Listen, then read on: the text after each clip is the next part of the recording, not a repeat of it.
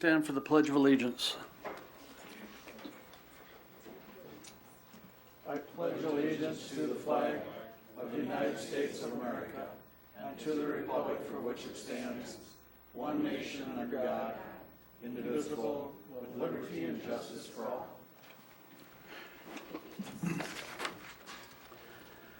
Okay, thank you everyone for attending, and those that'll be watching on the recording or live. This is the Tuesday, September 5th, 2023 City of Windom Council meeting. This evening on the consent agenda, we have the minutes from the council minutes of August 15th, HRA August 9th, EDA August 14th, Utility Commission August 15th and August 23rd, the Library Board August 15th, and the regular bills. Council wish to take action or have questions? I'll make a motion to accept the the consent agenda. I'll second. That motion by Scott, second by Ginny to approve the consent agenda. Any discussion or questions? Seeing none, all in favor signify by saying aye. Any opposed? And that motion carries. Department heads. Okay, no department heads. So we're up to the item that you all are out there waiting for, I'm assuming. And I want to make sure that I did silence my phone. I'm sorry.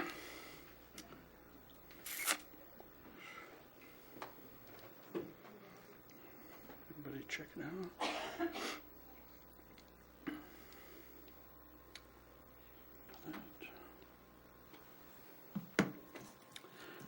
Okay, just to go over a couple things before I open the public hearing that we're here for tonight is during the opening comments is I would like you to state your name, where you live, if you're an employee of Windom Area Health or Sanford,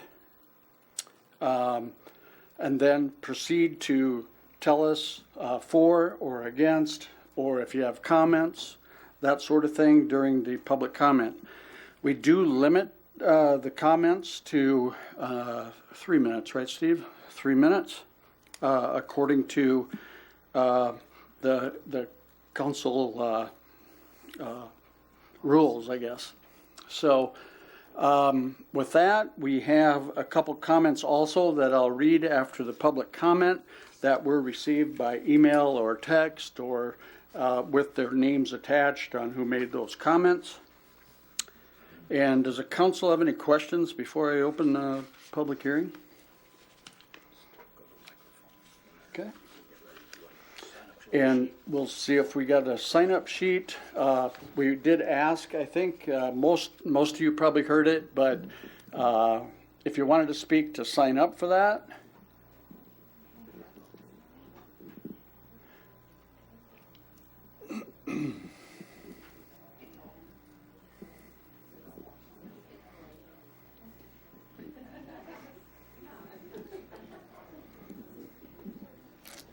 Some people may have signed up but didn't want to speak, and I said you just call their name if they Oh. want to, they don't have to. Okay. And Steve, I forgot my glasses, so I'm going to let you read off the names. Jenna LeCan. Okay. Jenna LeCan, first one. Did you? And we'll ask if you want to speak. You don't have to, because people, as they entered, some of them may not have wanted to speak tonight. So we're not going to put you on on the spot and make you. But you're welcome to come on up and have a talk. And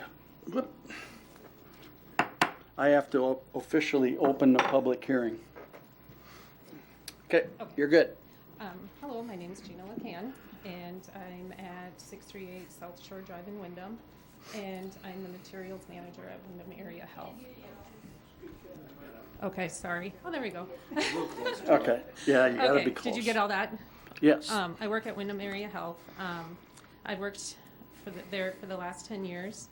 I started in 2012 and have seen the 2015 outreach project through. With that project came more projects and more growth, which includes the pharmacy, PT area, wound clinic, walking path, and the emergency department. Each of these areas has since grown. This medical office building will be by far the biggest project that the hospital has seen, and I see it as an opportunity for more growth, keeping healthcare close for people who need it, not only for Windom, but also the surrounding communities. I have a lot of confidence in the senior leadership and our governing board that they have made this decision for the medical office building very strategically and with a plan to continue to move us forward in the best way possible for our patients and the community. And I'm for the building. So, Thank you. Thank you, Jenna. Appreciate that. Steve's going to find a better microphone. Probably have to shut the other one off, I would assume. I did. We'll try this one. Danielle Bunting. There she is.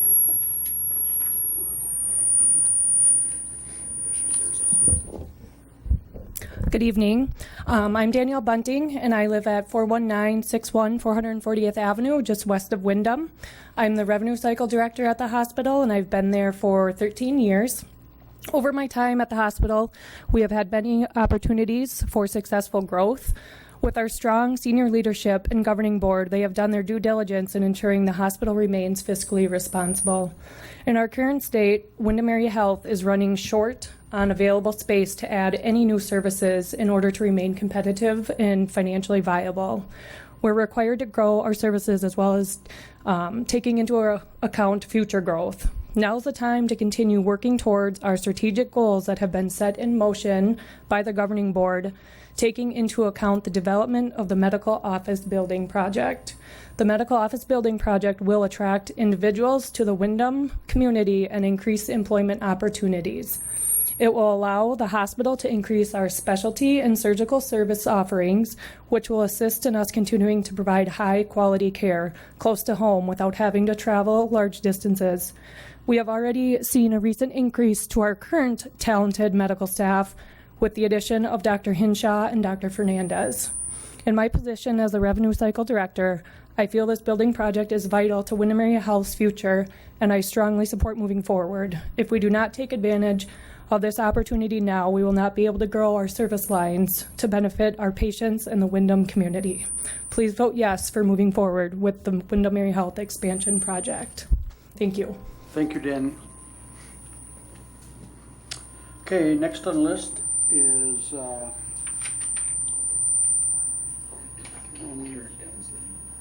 Karen Demsler. Denzer. Oh, I'm sorry. You're good. Thank you. Hello. My name is Karen Denzer. I live at 445 8th Street. I am the social worker and the discharge planner at Windom Area Health, and I've been in that position for over 30 years. I wanted to start by stating my support for our governing board. I have complete confidence that their vision for Windom Area Health is based not only in wanting to see our hospital grow and succeed, but their vision is also very much community focused, and that they want to provide people who live in our Windom community and surrounding communities with access to high quality services that are close to home, services that are both needed and important for our community members' health and well-being. In my role as a discharge planner, I spend a significant amount of time connecting patients and families with services and resources. In working with so many people over so many years, I've learned a lot about what people feel is important when it comes to their health care. I know that one of the things that I hear most often is that people want to receive their services as close to home whenever possible. They want to establish relationships with healthcare providers who serve in their community. They want their family and support people to be able to be with them during their medical services. And I know that receiving services locally increases this opportunity. I also know that traveling to and from medical appointments that are an hour to 2 or 3 hours away can be very challenging. I know specifically and firsthand that finding transportation is often difficult, and the cost of transportation can be a significant hardship for many. In my 30 years at the hospital, I've witnessed and been privy to multiple renovations and expansion projects, and I can honestly say that each one has resulted in a positive benefit for our community. I have seen our services grow because of those projects. I have seen the benefits to our patients and families who can receive services close to home because of those projects. And I can't recall a single project that did not improve the care or services that the hospital provides to the community. Because of that, I have full confidence in our appointed governing board and our senior leadership team, and I fully support moving forward with the medical office building.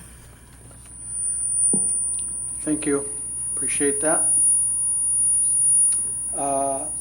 Brittany Schmidt.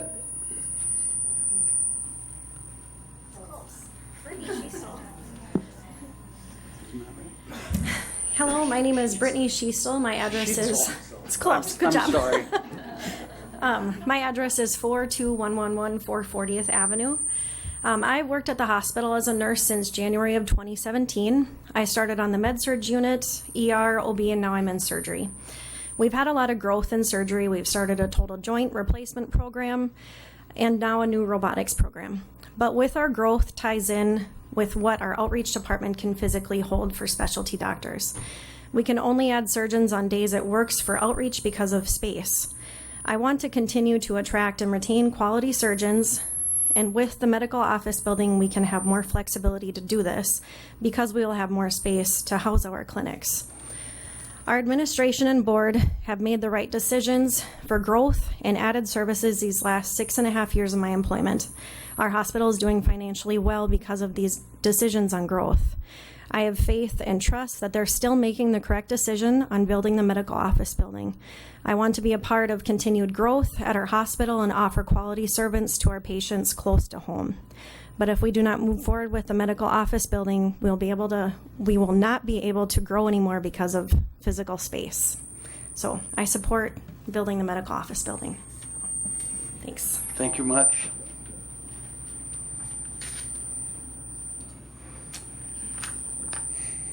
I'll try this one.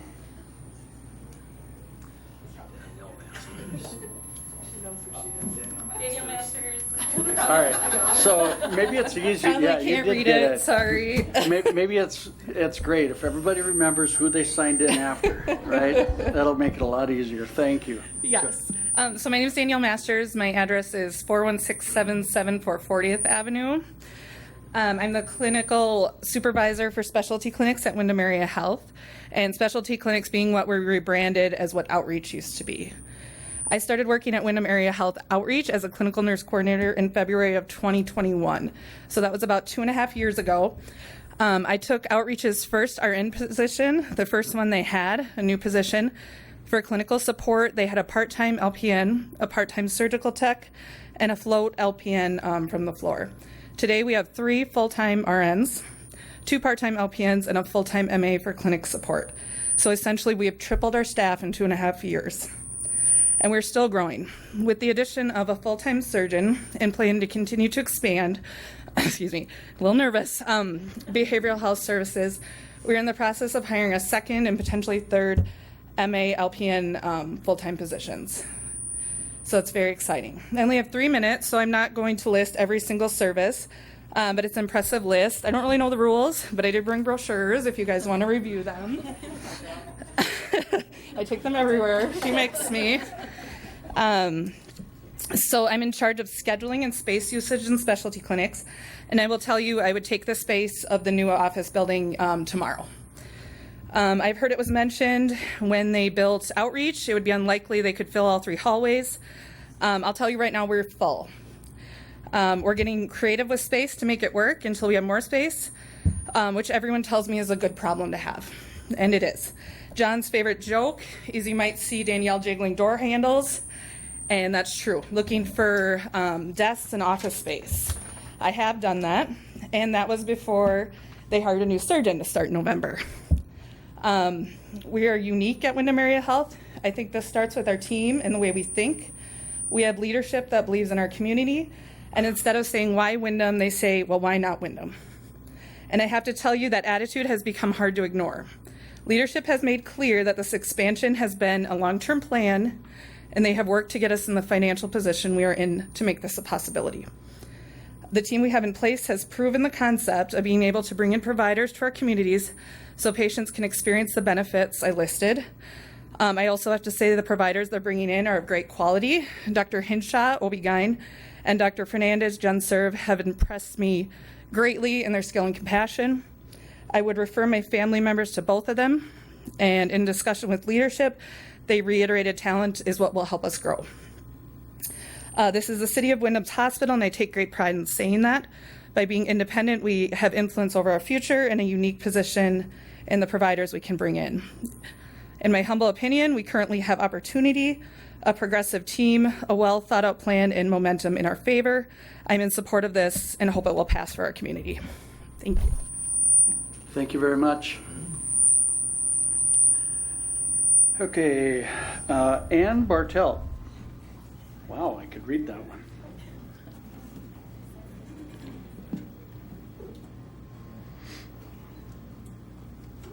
And just so you're aware, our I think we have most of our board here from the hospital board. And if you wanted to have one speaker or wait till the end or anything, I want to give you that option. That's fine. I didn't realize what that sign-in sheet was for. So, but then I'm like, well, if I don't come up and speak, then what does that say? But I'm Ann Bartelt. I live at 675 Plum Avenue here in Windom. And I thought I would just come up and say 3 things about that. Number one, my mom back in the 60s and 70s was a nurse. And she was at the old hospital. And I just remember as a young kid, the new hospital and how important that was for our community. And then I just remember Dr. Mary Olson coming on board. And as a little kid, as a female, seeing a female doctor in our community, that was really impressive. And that made a lot, that was just like eye-opening to me, that we could have a female doctor.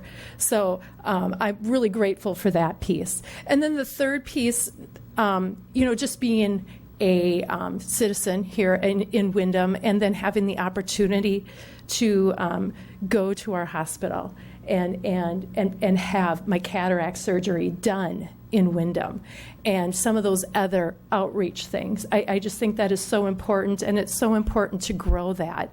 And I think from where my mom started, as a nurse to where we are now, I see the progress, and I just feel like that medical building can just bring us further ahead.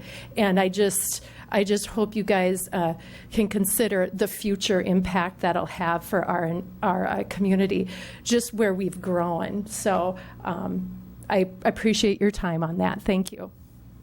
Thank you, Ann. Dan Ortman, you're good for now? Okay. Travis Eichstead.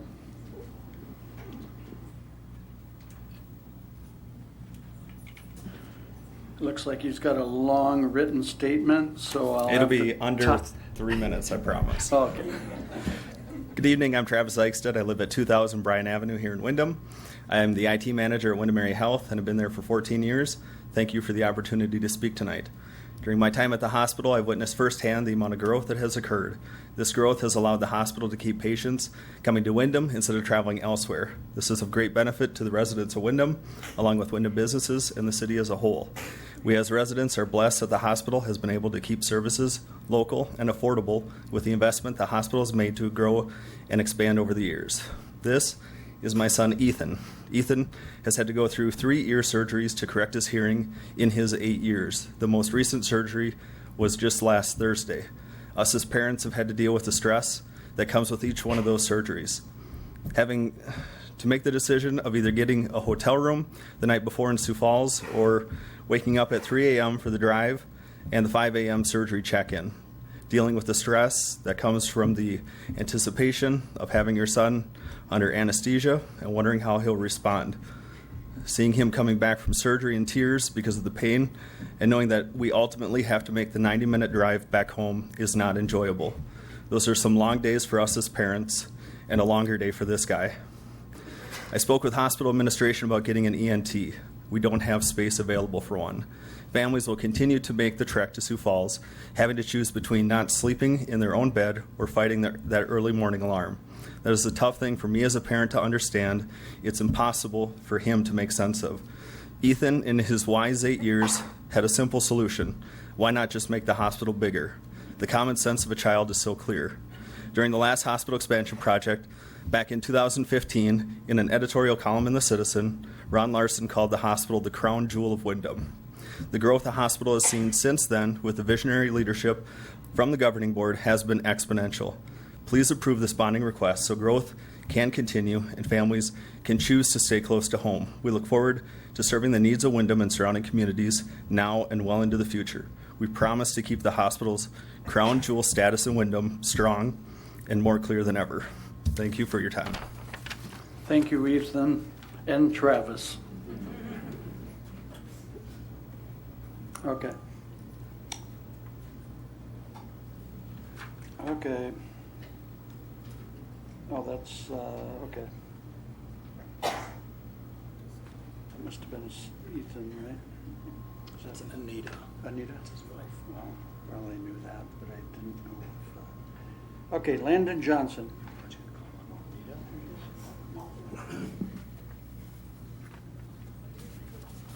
Good evening. My name is Landon Johnson, and I live at 38447 460th Avenue, just outside of Windom, and I am the Director of Nursing at Windom Area Health. I'm here today to show my support for the medical office building project. In my position as the Director of Nursing, I'm highly in favor of this project for multiple reasons, but I'll just state a few tonight since we only have 3 minutes. I see a high need for expanded medical care in our community. Patients have become more complex in their diagnoses, requiring multiple specialists to provide and oversee their care. This ranges from oncology, infectious disease, podiatry, cardiology, and mental health, just to name a few. With the medical office building, these specialties could be housed in this building and keep our patients in our community, closer to their homes and to their family members. Our elderly patients do not enjoy driving to Sioux Falls or Rochester to pick up their loved ones in the middle of winter when the roads are bad. The number one question I get from patients that we transfer out is, we want to stay here, why can't we stay here? I want to see our hospital grow and be able to say we can keep you here and care for you here. If we have the ability to care for these patients, it will draw more patients to our facility when they realize that we have so much to offer. This in turn draws patients to our community. I see our hospital and services we provide growing constantly. We need to be the leader in healthcare in the region and not just be the status quo. With the expansion of our facility, we have the ability to do it. My goal as the nursing leader is to build a culture of excellence in healthcare. We have the absolute best staff in the industry and know we can be the best. Thank you. Thank you very much for comments. Anita, back to you. Did you want to speak as well? I thought I was a guest. Thank you.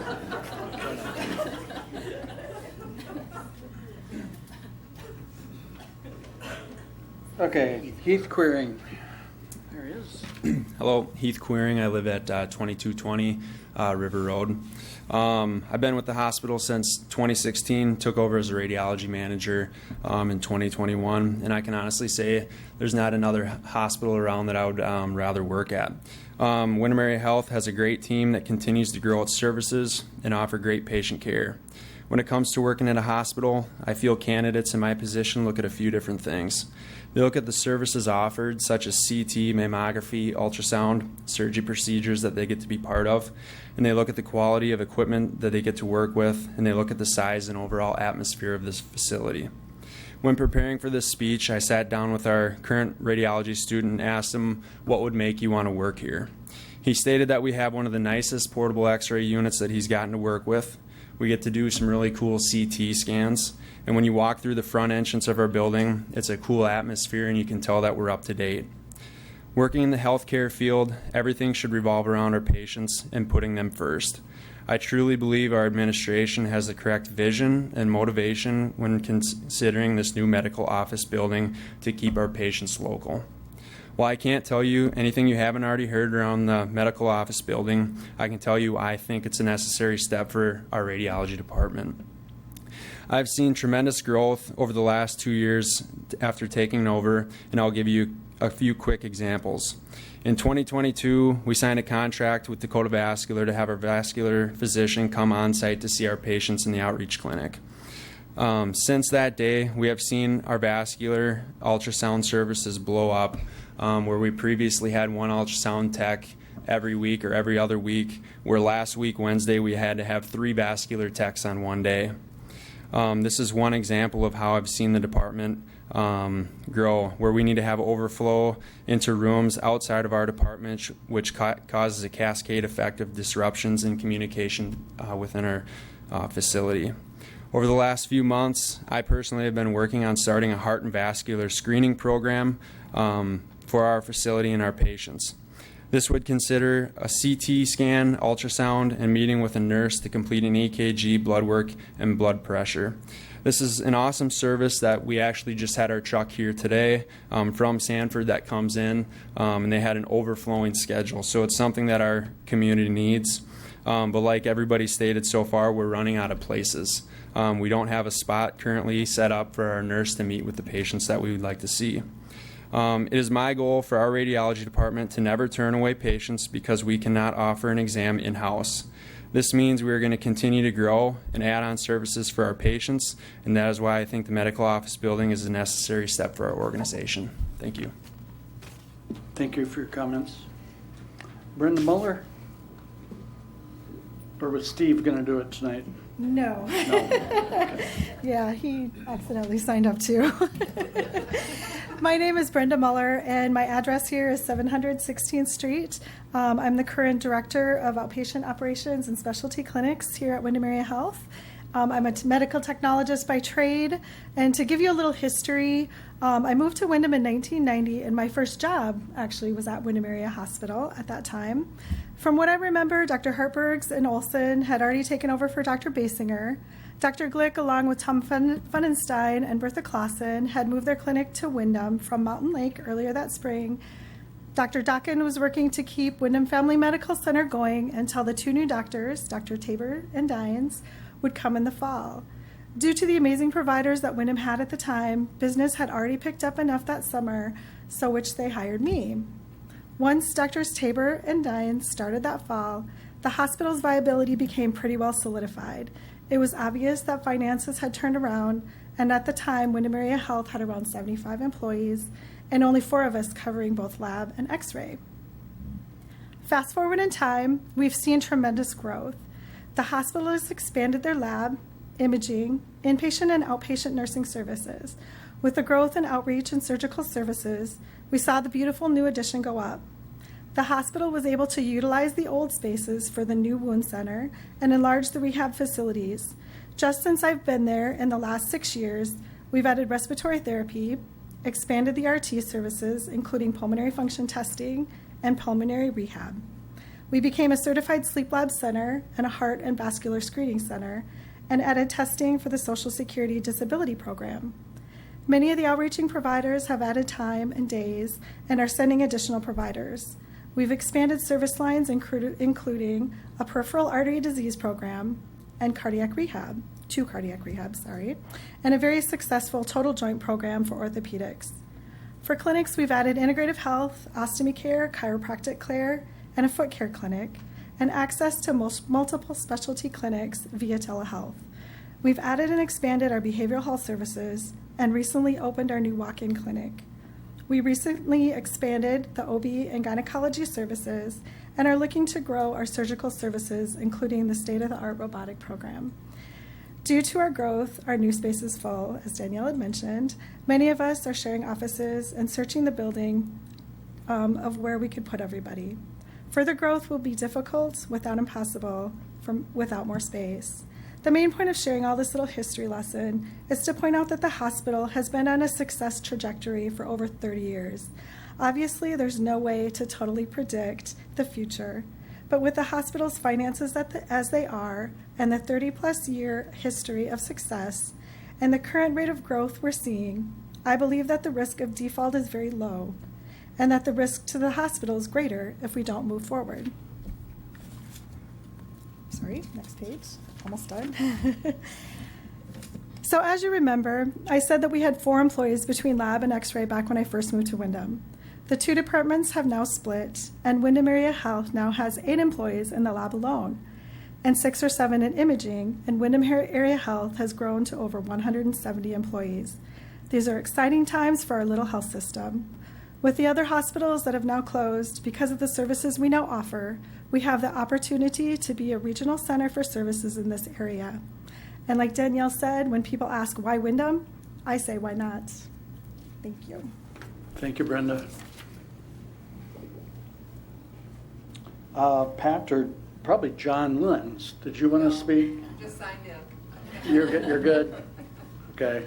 Thank you for coming, though. Angie Erickson, did you want to speak?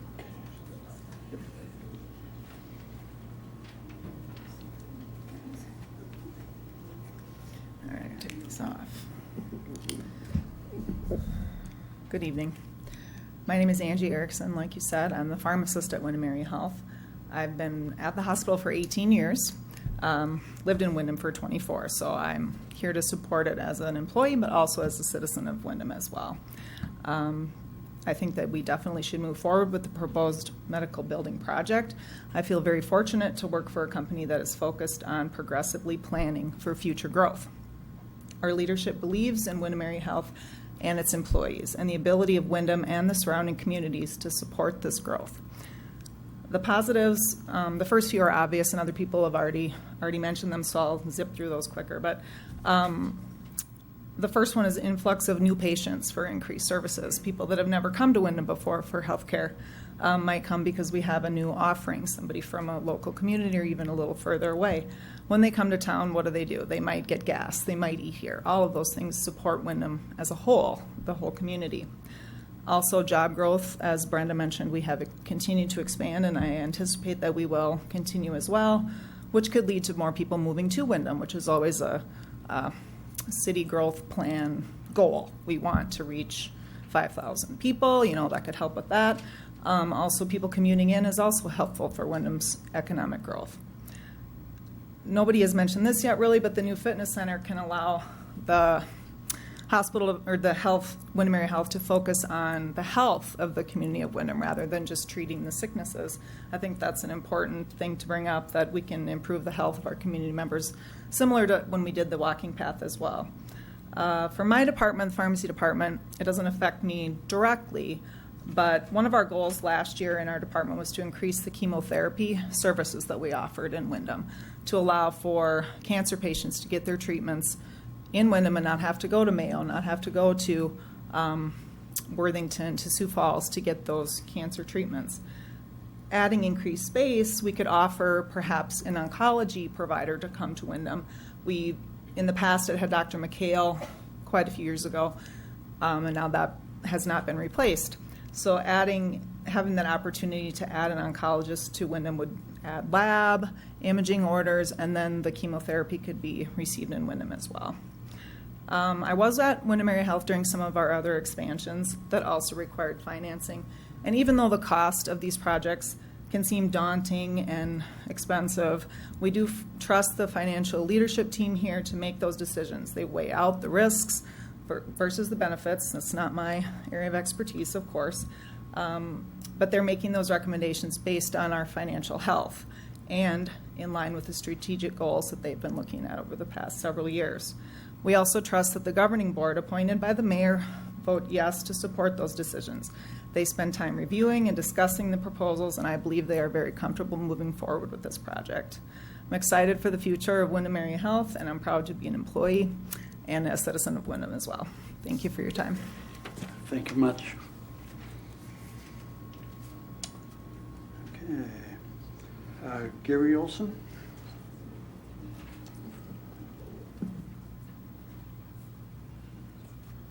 Well, I think I'm the first person here that's not either an employee or a board member of Windom Area Health. I live just outside of town in Great Bend Township. I've been a supervisor there for many years, and You might ask, well, why am I here? Is because we care about Windom in Great Bend Township, and I'm glad to use the services. One of the things that I was looking at, I haven't seen a cash flow of how this is all going to work. And maybe you saw that a few months ago when you had your other meetings. But I see that you're going to finance $20 million. And I saw in the paper you're thinking you're going to do that at 5.25%. So you're just going to pay, you're going to pay over $1 million interest every year more. And in looking at some of the financial information here from Windom Area Health, I see that the current portion of long-term debt is $2 million. So there you got $3 million right off the bat, not paying anything on additional principal. I'm also a cancer patient, been fighting prostate cancer for almost 18 years.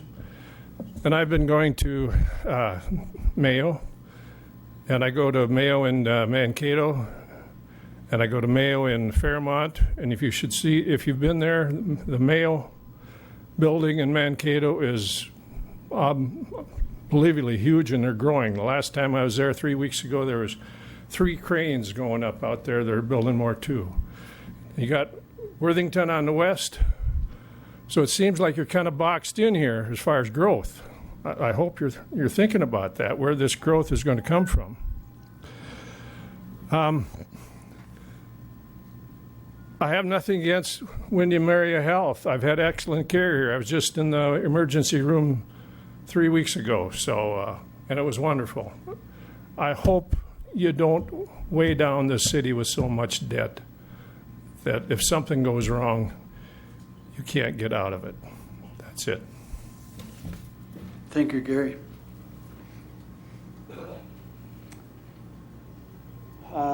Is that Beatrice Muller? Beatrice. Pass? Okay. Thank you for coming, though. And you can jump in anytime you want. Okay. Naomi Bach?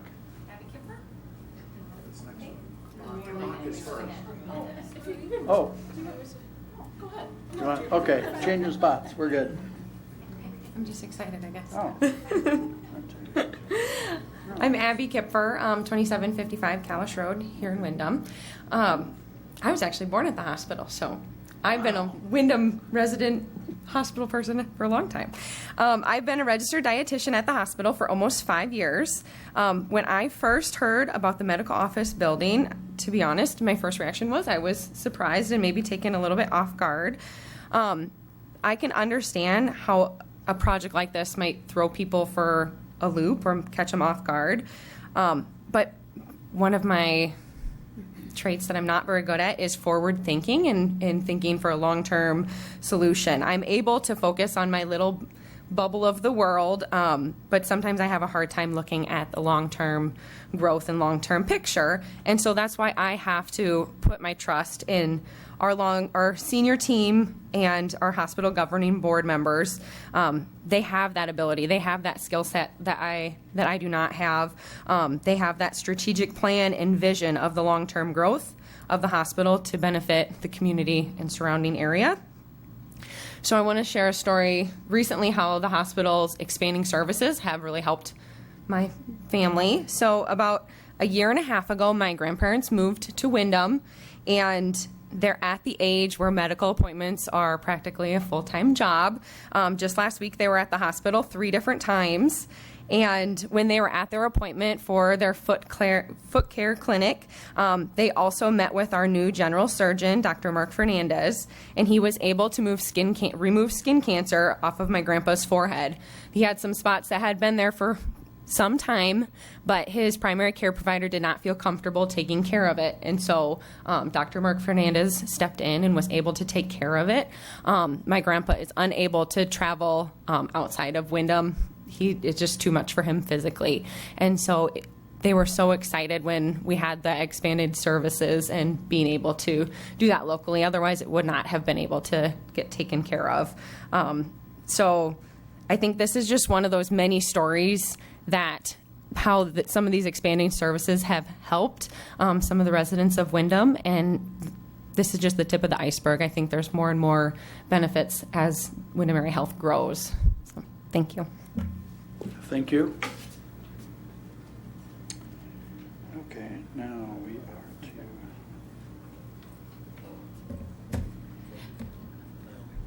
Naomi Bach. Yes. Oh, right there. Yep, I'm here. I'm Naomi Bach, and I live at 2450 Valley Lane here in Windom. I'm the clinical program director for the wound clinic, and I'm also a nurse practitioner. And I was one of the first hospital-employed providers that Windom hired. So I've been with the hospital for 5 years. I've recently bought my second home here in Windom, and Windom has become my home. Our wound clinic relies heavily on outreach services for our patients. We have complex patients who usually see more than one provider. We work closely with vascular, with podiatry, and with infectious disease via telemed. And we're happy to now be able to have access to general surgery services on a regular basis. We would like to see infectious disease on site and also have access to endocrinology for our diabetic patients. These are services that are difficult to access and generally have long wait times when you have to go to Mayo or to Sioux Falls.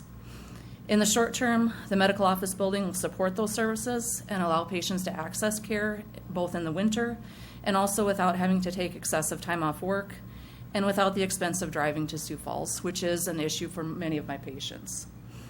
In the long term, the medical office building lays the foundation for the future of healthcare in Windom. I'm originally from Orange City, Iowa, and like Windom, it's one of the few surviving municipal hospitals in the region. They also have a strong outreach program, and they partner with Stanford for management. They've made the investment to employ their own providers, and they continue to expand their service lines. I was born at that hospital, and in my lifetime, I've seen the local college develop a nursing program and recently a pre-med program. Today, there are 4 second-generation physicians on site at Orange City, and that includes a general surgeon, an orthopedic surgeon, an anesthesiologist, and a radiologist. You have the opportunity to begin to build something similar here in Windom and to continue to invest in a healthcare system that will be a strong employer and a contributor to the community in the future. I support the medical office building for Windom Area Health. Thank you. Thank you very much. Abby Kempfer? Did I? Okay. Oh, okay. Ron DeWall. Rhonda DeWall. Okay.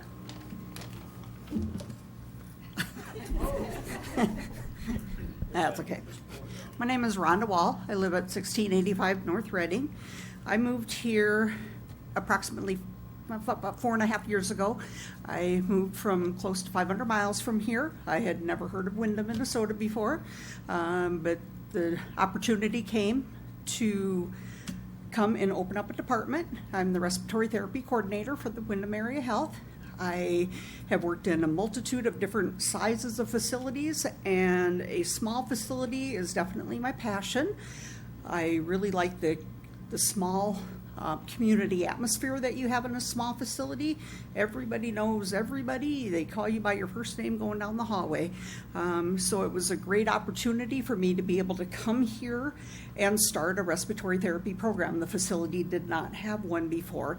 So since I have been here, I have been able to start pulmonary function testing, which is testing the function of your breathing to see how well you breathe. Prior to that, everybody would have to go to Mankato or Sioux Falls or Worthington to have these tests done.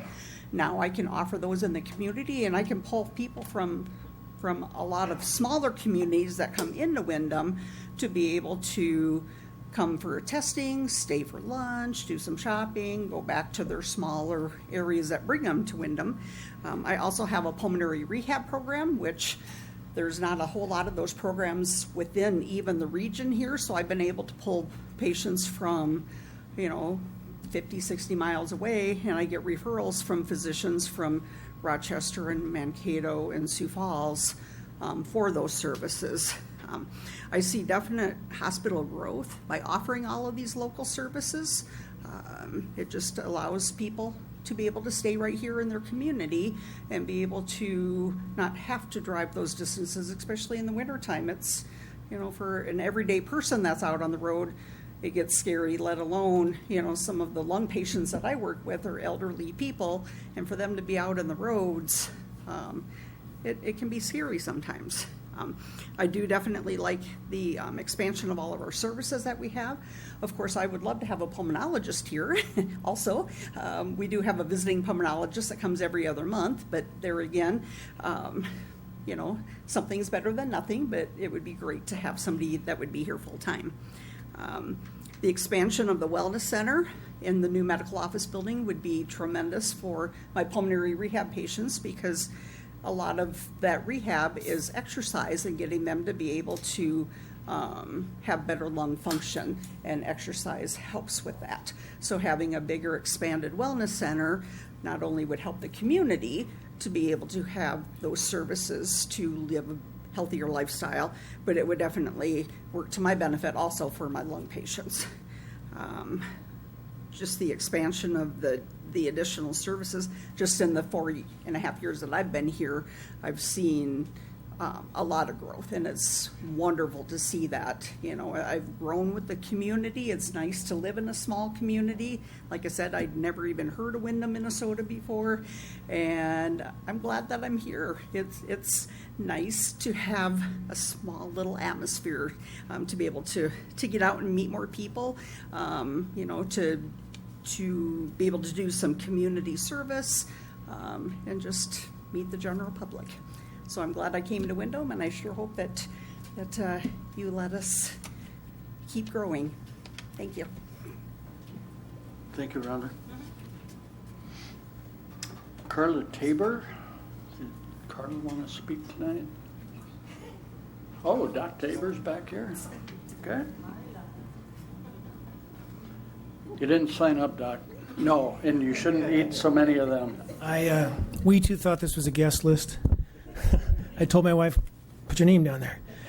I feel like I should just say a few things, and I won't be too long here. Jeff Tabor, 2235 Wilnor Drive. We came in 1990. At that time, the hospital was in some distress, as you all know.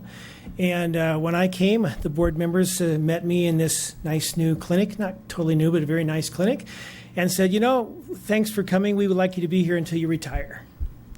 And I thought, well, that's a great idea. Let's do this. And I would like to be here until I retire. And I was not born in the Windom Area Hospital. I know that's surprising to you. But my first and only practice was born in the Windom Area Hospital on a building attached. And for that, I'm extremely grateful. I agree with what's been said here tonight. The people sitting here are wonderful, hardworking, talented, wonderful people. Okay?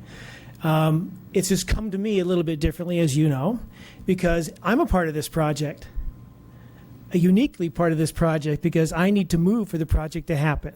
And that's been hard. I have to be totally honest and admit that. But that doesn't mean it's wrong. It just means it was hard. I've seen lots of good things happen at the hospital. I agree with the statement that was made that nothing so far that has taken place that I remember in 33 years has been a fail or has been the wrong move.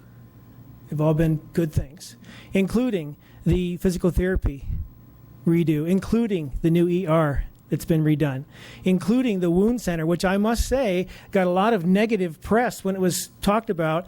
And my thoughts at that time was give it a chance. And look, it's done extremely well. So this project comes to me in a little more difficult way. It didn't come to me in a very fun way at first, but you know, as time's passed, I realized that if the last projects have been good, why not believe that this one could be as well? It's different, it's bigger, it's got a lot more money involved, but that doesn't mean that it can't happen, it won't happen, it won't be good. So I also want to say that I appreciate that the hospital found it possible to provide me with some space, as you're well of, and many people here, at least a few, have worked really, really hard at helping make that presentable and make it look enjoyable and for my patients. Yeah, 3,300 square feet down to 900, a little different, but maybe it's the mission field clinic. I don't know. It's going to be good. We're going to do well there, and we're going to enjoy seeing our patients. But I just wanted to make certain to kind of close the loop that I wanted to recognize that the things that have happened at the hospital have indeed been positive, have been helpful, and have moved us forward. And I am the last person you want to have in charge of a $30 million project, so therefore price says a lot right there. So I want to thank everybody here for what you've said and for the help that you're giving, and that I can still retire here. Might be a different place, but here. Thank you. Thank you, Doc. have no plans to do that soon. Okay. Dr. Mary Olson. Hey, I'm Mary Olson. I've been a doctor here for 38 years. So if you were born here and you're younger than 38 years, I could have delivered you. And I hate to follow Jeff Tabor because over the years, that guy is so good at talking. I'll be agreeing with him and nodding as he talks, and all of a sudden I'll think, no, I don't think so. Anyway, I live up on South 6th Avenue, up the hill there. And I've, like I say, been a doctor here all this time. It is so fun to listen to all you people talk about what a great hospital it is, because I sure agree with you. And it really glues us all together when we take care of patients together, and we care so much about their outcome and all pulled together. Okay, so now to get to this, I have basically two questions. One is, and I'm a Norwegian and grew up on a farm in western Minnesota, so you got to tell it to me straight. If indeed the hospital would not have $20 million to pay back over the next 20 years, would Windom City pick it up? Would I, as a taxpayer, pick that up? Does anybody know the answer to that? The other thing comes in that I had to say was, is there actually a need for this large of a facility? Some of it was already briefly mentioned. I want to know, is Windom population increasing? Is the surrounding community area, is the population increasing? And then I know about all the other medical systems that are right at our back door, okay? Sanford is right down in Jackson. That's 18 miles away. Alina is up in New Ulm, okay? Springfield has, let me see what I wrote down here. Springfield also has Alina. Sanford is over in Worthington. Mayo Health is over in St. James. Mayo Health is up in up in Mankato. Of course, Worthington is over in, Sanford is over in Worthington, and Avera is over in Marshall. So we're surrounded by really good medical businesses that all want to be doing the same thing that we're doing. Okay. My first question was, will I have to pay for this? Maybe. And my second question was, is there actually a need for 4 stories? I like everybody to know what's going on with stuff so people can come to their own conclusions. What it boils down to in my mind is how can we best serve Windom, both medically and also financially. Thank you very much. Thank you very much. Yeah. Steve noted here, and I think we should take that question just right now. Steve, if you want to just answer the first one. I got Todd Hagan who's listening in here from Ellers and Associates, but the way the bonds are set up, Dr. Mary, the $20 million is a gross revenue bond, so it's paid for by the revenues of the hospital. If the hospital is short for making that revenue, the original pre-sale report had in a debt service reserve in that would then be used to make that debt payment. If that were exhausted, then the consul doesn't have an obligation, but it has the option of making that payment. Now, obviously, there's a lot of things that would have to go into that, but yes, but potentially yes. Potentially yes, depending on what the consul's decisions were. But there would be many other discussions before you got to that point. But potentially, yes, the way the bonds are set up, the consul would have the option to make that payment. And if they did, then yes, it would fall back on the taxpayers of City Windom. And Steve, I'm going to ask you a question just to clarify a little bit. This has happened several times with the hospital previously, correct? Where the similar situation, if they did not pay for an addition to the facility, the Windom residents would have to pick it up, and they've not neglected any of that debt to date. That's correct. Is that correct? Okay. And Steve, I'm going to ask you a question just to clarify a little bit. This has happened several times with the hospital previously, correct? Where the similar situation, if they did not pay for an addition to the facility, the Windom residents would have to pick it up, and they've not neglected any of that debt to date. There's only the outstanding bonds on the outreach clinic that were done, and they had the same provision or caveat in it. And no, the city has not had to put in the revenues at the hospital, have been more than sufficient. And as Steve said, Todd Ehlers is listening in here. Todd, did you have any comments just to clarify anything? Hold on, Todd. Hold on. Gotta make sure that we can hear you. I gotta turn you out.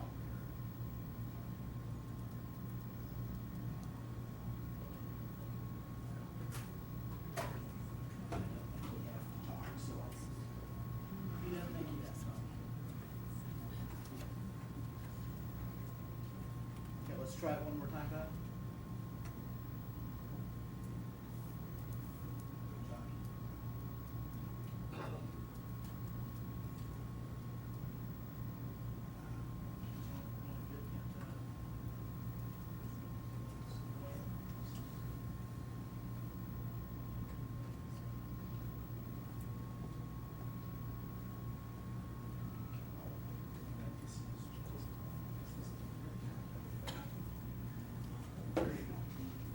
Really close. Okay, testing 1, 2, 3. There we go. 1, 2, 3. Now we got you. Oh, good. Yep, Steve, you said that correctly. It's called a backdoor general obligation, similar to the bonds we issued previously for that expansion. What we typically, the reason being is that the bondholders will receive better security that way, and that hopefully will translate into lower interest rates. So it's not trying to put the city on the hook or anything to save the hospital. We do want to do that. They do have the opportunity to do that, but mostly the reserve is there and that backdoor general obligation pledge is there too for the bondholders, just so they know they're getting a good solid security here, a loan, and that hopefully again translates into lower interest rates. Todd, this is Dominic. Say, my question is on that reserve, my understanding is $1.6 million will be held, is that correct? And is that about a year's worth of payments? That is correct, yeah. And the banks we're talking to right now may or may not need that. So we're not going out to the market on this bond issue, so it could be more of a temporary reserve, just depending on what we're looking at here.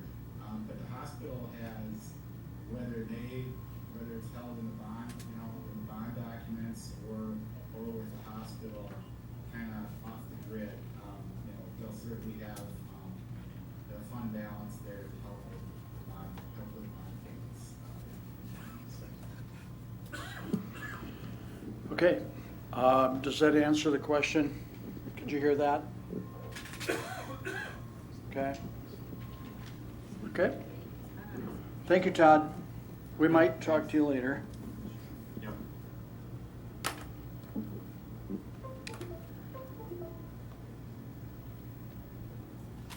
Heather Hummel. Hope I got that right. My name is Heather Hummel, and I reside at 82244 510th Avenue in Jackson. I live directly between Jackson and Lakefield. It's about a 12-minute drive here to work. I am an employee of Windom Area Health, and I am in favor of the medical office building project. I joined Windom Area Health in December 2022, and I must say that I am in awe of the hospital and the leadership here. The drive and the passion of the senior team and the governing board is contagious, and it is a privilege to be a part of such a wonderful place. I would like to question the comments made regarding the taxes that the Sanford Clinic currently pays for their space on 2nd Avenue, claiming that the city would experience a loss in revenue. Wouldn't the owner of the building located on 2nd Avenue still have to pay taxes on that property regardless of who leases that space? Thank you. I believe the bigger picture to keep in mind is the kind of revenue that the addition of the medical office building at Windom Area Health can and will bring to the community. Added space will bring more jobs to Windom, which then leads to people moving to Windom, shopping at our local stores, buying gas at our local gas stations, enrolling their children into the school district, employing their spouses, and growing this community. People want to stay local. As you've heard from other employees and community members, people would rather stay here than have to drive to surrounding communities to get the care that they need. Expanding our services at Windom Area Health will do just that. If we aren't growing as a hospital, we are dying. Now is the time to grow and stay independent. Let's help grow our hospital and grow our community together. Thank you. Thank you very much. Mari? I'm sorry, Mari Byam? That's all right. I'm Mari Byam, located at 1328 9th Avenue. It's going to be hard to follow all of this evening. I didn't bring anything written. I've just been listening to a lot of talk over the last 2 weeks when I found out there was maybe some concerns the project wasn't going to move forward. So you know me well, Dominic. I make some phone calls and I follow up. And in finding out, the biggest concern is the tax base, which is, I understand totally, but from listening to everything here tonight, reading the comments in the Citizen about the bonds, everything, as I feel, as a resident taxpayer, is in good hands. Now is the time this project needs to move forward. We are doctoring, unfortunately not local, because we can't take care of the services here. If this project is done, hopefully moving forward, we can remain at home, which is our hope for the future. I don't think the governing board would come to you guys with this plan unless they weren't ready to move forward and everything is in good hands. So I am here as a resident, a long-time resident of Windom, in support of it. Thank you for your time this evening. Thank you, Mari. That is all that we had on the sign-in list. So for those of you in the audience that did not sign up to speak, now is your opportunity. Okay, there we go. Mr. Bussa. I'm with you, Mari. I didn't write anything. I just kind of came to listen tonight, but I feel like I should get up and speak. Jordan Bussa, 804 13th Street. I was born in the hospital as well 39 years ago. Whether that was a good thing or not, I don't know. But our hospital is a absolute mainstay of our community here in Windom, and we need to keep it that way. You know, if you look at the footprint of the hospital, how they've built that over the years, it's gotten wider and wider and wider. And I think that, you know, Mary, to answer your question of why they have to go up, is they don't have any space anymore. I've been in some meetings for work that's why they're doing it, because they need to save parking for your people that are coming to see the doctors, for their employees and everything like that. My wife actually works out at the hospital. She is the outreach coordinator, so I hear quite a bit about everything that goes on out there.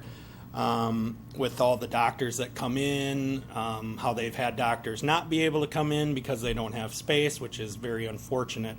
I know they're going to move they're talking about, if this gets going, they're going to move the clinic from downtown or down on by River Bend Liquor up here to the hospital, put it in there on the first floor. Second floor was going to be mental health, which, thank you for doing that. This community is very, very lacking in mental health, and you can ask anybody on the ambulance, anybody on the police force of that. Mental health is a huge thing these days, and that is going to be one big deal that's going to come out of this building when it gets done. They also have Dr. Hinshaw, which is an OBGYN. That's been something that's been needed in this town for a long, long time. I know they're talking the third floor is going to be empty, but I will guarantee you the way these guys bring people in, that will be filled within a couple years. I'll guarantee you. Just the way that I talk to my wife and hear how they've ran out of space and everything like that. So that part, I don't think you need to be worried about. I think the wellness center is going to be on the top floor. So yes, it's a big building, but right now is the time to do it, because if you kick the can down the road and down the road and down the road and down the road, guess what? It's going to be a lot more money than $30 million. And I think they're showing a big part of their strategy is they're putting $10 million down on this $30 million deal. And I think that shows a huge commitment. And these guys know what they're doing. Everything they've done, every project they've done has always worked out in our favor, and I don't think this is going to be one that's not. So just wanted to give my 2 cents. Thank you for letting me do that, and have a good night. Thank you, Jordan. Other comments?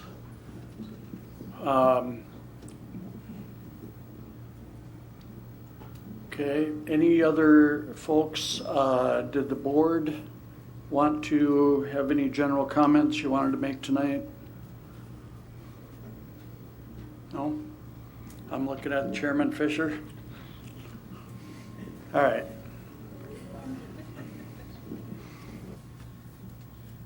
I'm Michael Fisher. I live at 1630 River Road. I've been the governing board chair for about 5 years now, and basically everybody tonight has basically said everything that I feel about this whole situation. We have sat down numerous meetings and really thought through this, thinking of ways to expand the community, to have more doctors in the area, to more specialties, so that people can stay local and use the local hospital and its facilities. And I can just tell you, this hasn't been a quick decision. This has been a long, thought-out decision, many meetings about this. And I'm very proud of where we've come with the hospital, with the wound clinic, and everything else over time. And I feel that, it's a large expense, but it is something you have to do in order to expand, because we are limited right now on the space we have. And I'm very confident that down the road that the new lines for medical will be filled right away and stuff. And it'll just be nice to be able to have everything in town. So I'm voting for it. Thank you. Thank you. One last call for the public comment of people that are here. Okay, if not, I'm going to read a couple statements that were received. Laura's here, so maybe ask her. Pardon me? Laura Frost is here if you want to ask Is Laura here? Oh, right in front. You can read mine. Okay. I'm not going to speak. Great. I didn't see you, and you're right in your front row. All right. Laura Fresk is one that Laura lives here in Windom with her husband Steve, and it reads as follows. This is Laura Fresk. As former hospital board member appointed by 2 different mayors, Steve and I would like to express our support for the Windom Area Health Project. Health outreach has become a large social and economic factor for our community. Health outreach is one of the best means to bring new jobs while improving the overall medical community. As we seek to bring new medical providers to the region, facilities continue to be one of the best recruiting tools. Avera, Sioux Falls, and Sanford, Sioux Falls are no longer facilities that are easy for a lot of people to drive to. Windom could easily expand as a market of choice for the region health needs, providing we maintain a desirable home to providers. A positive vote for planned expansion would be beneficial for the community and area, Laura and Steve Fresk. Thank you for submitting that. Another one that I have here is from Donna Marie Horkey. This is an email sent to the City of Windom. Donna lives in Windom on 8th Street. I do not want the hospital to expand. I feel it is a waste of money that we don't have. Plus, we put all this money into it, and Sanford gets most of the money, which is not right. So I vote no for the project to happen. Thank you for your time. Okay. I would like to ask the council if they've had comments in writing by name from anybody of the public they'd like to share.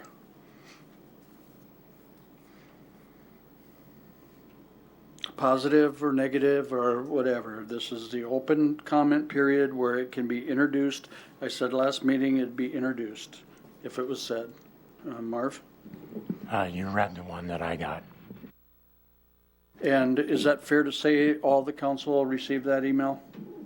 Okay, thank you. Any other comments? If not, last chance. Okay. This public hearing is closed.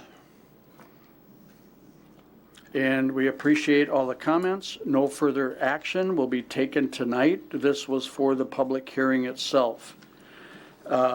At the next City of Windom Council meeting, and just prior to that, Todd Hagan, who was on the phone, along with John, who's in the audience, from Windom Area Health, Steve Nasby, and myself, will be meeting as the committee that was appointed to take the bids. And Todd will lead us through that. He's the financial officer on this project.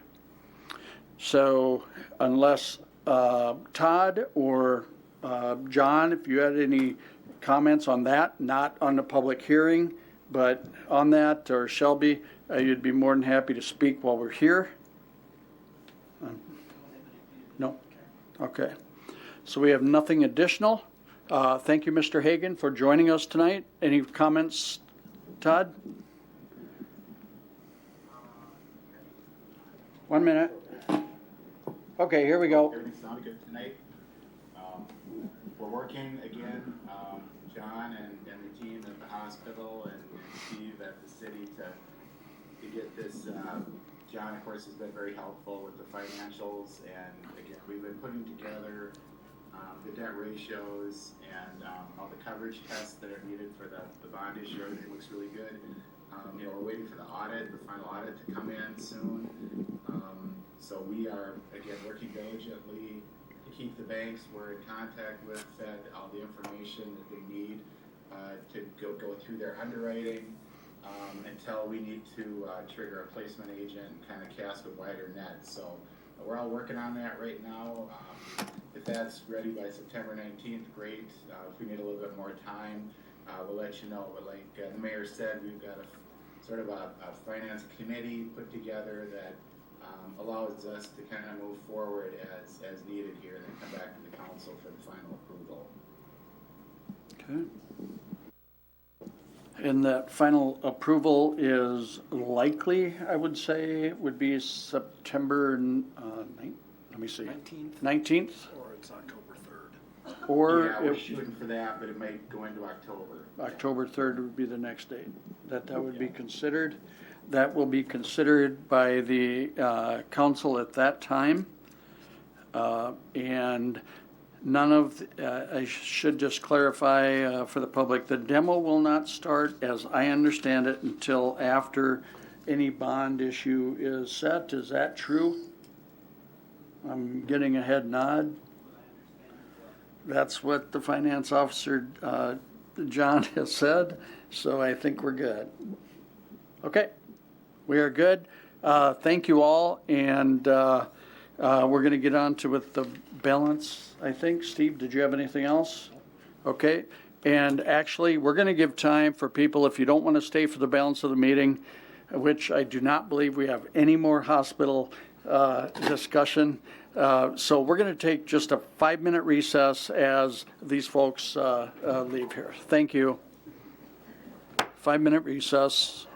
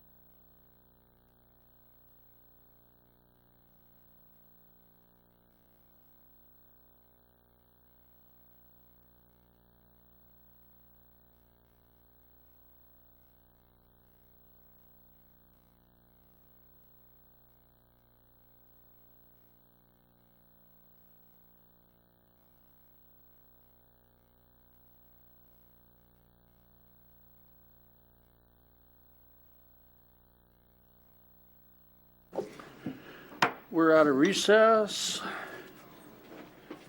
And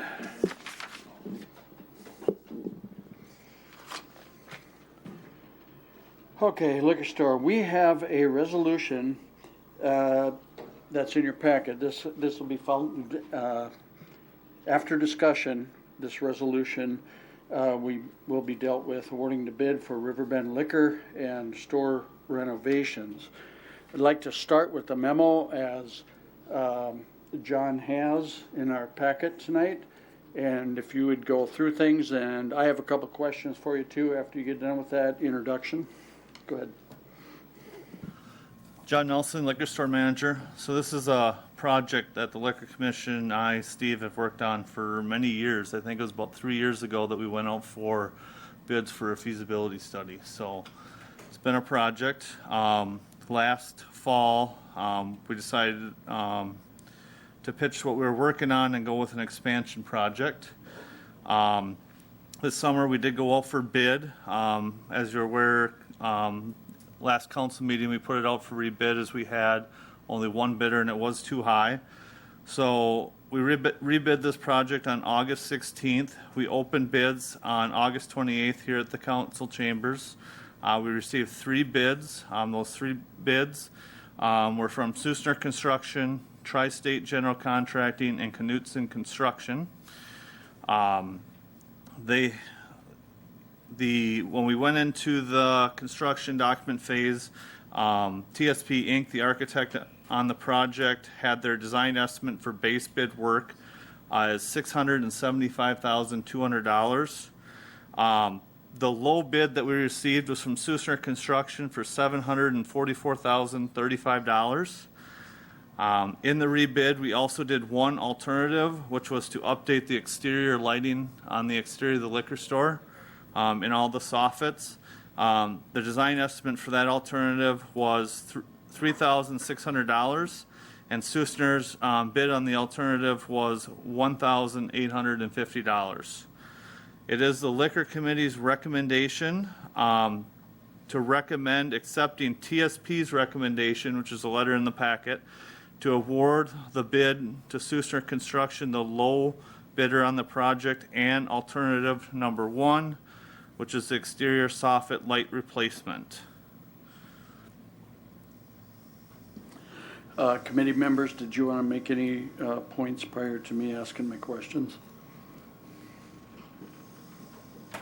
Okay, I'll ask a couple questions if I could, and then I'll let the rest of the council ask if they have any. And it was my understanding that we had previously bid this out, and I just asked Steve on what that amount was, and it was around $875. Is that? I think it was $893,000. Okay. I was just trying to see the savings by the rebid type thing. Okay. And then how much did the council budget for this project that we gave direction to liquor store and the committee to target? Marv, you're our financial guy. Do you recall? Okay. Because I thought that we had lowered that to a number, and maybe it was $750,000 roughly. I know in TSP's in the construction documents, the city's budget was $775,000 in all the documents. And I'll use that. That's fine. That was a construction budget, but when I add up all the items that you're going to talk about after this award, you're up, if not at, but around $1 million. Correct. Just under $950,000. Okay.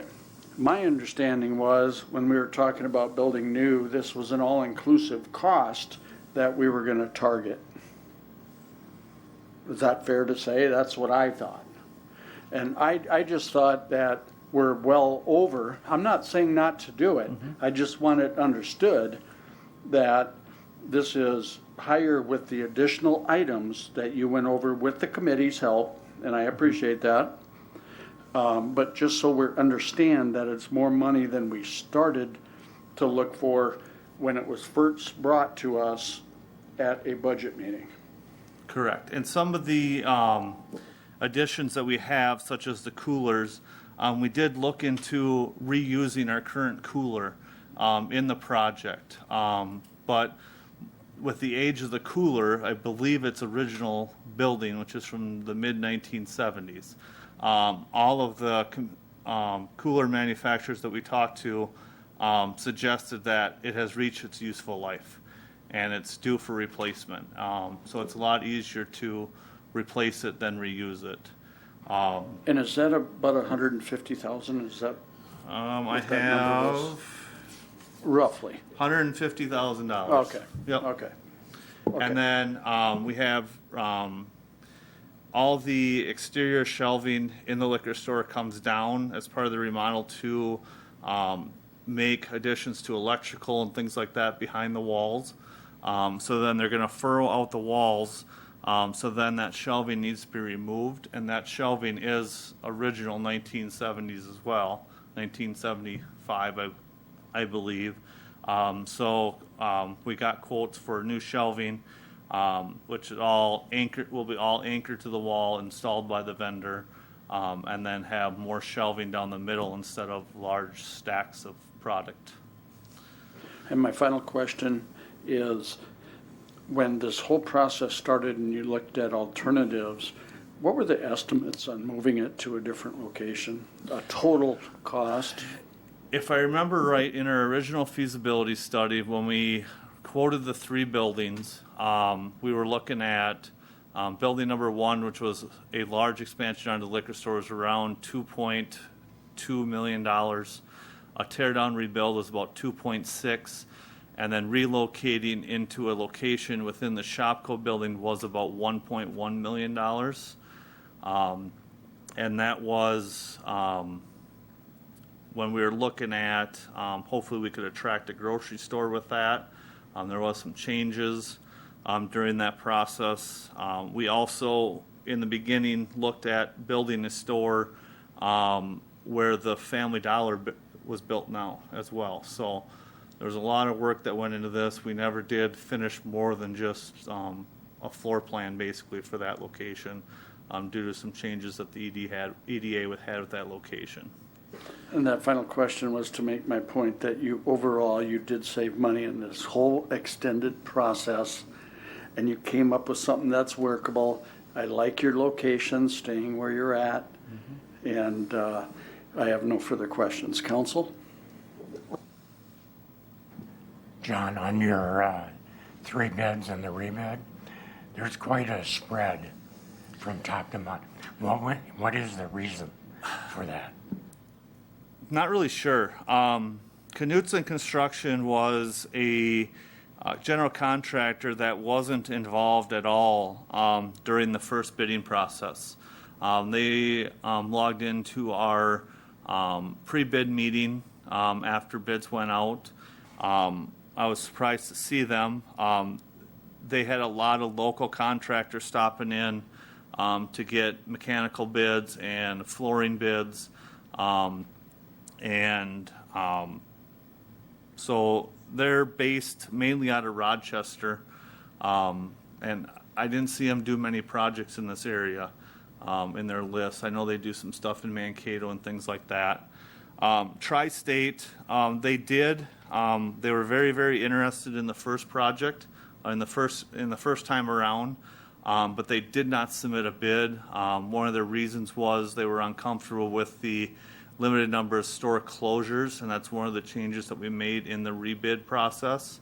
So that did have them jump in.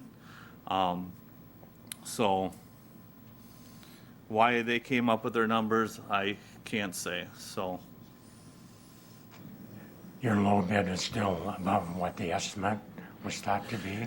Yes, the design estimate was $675,200, which puts Susner's base bid about 10.2% over the architect's estimate. Just inflation is the reason?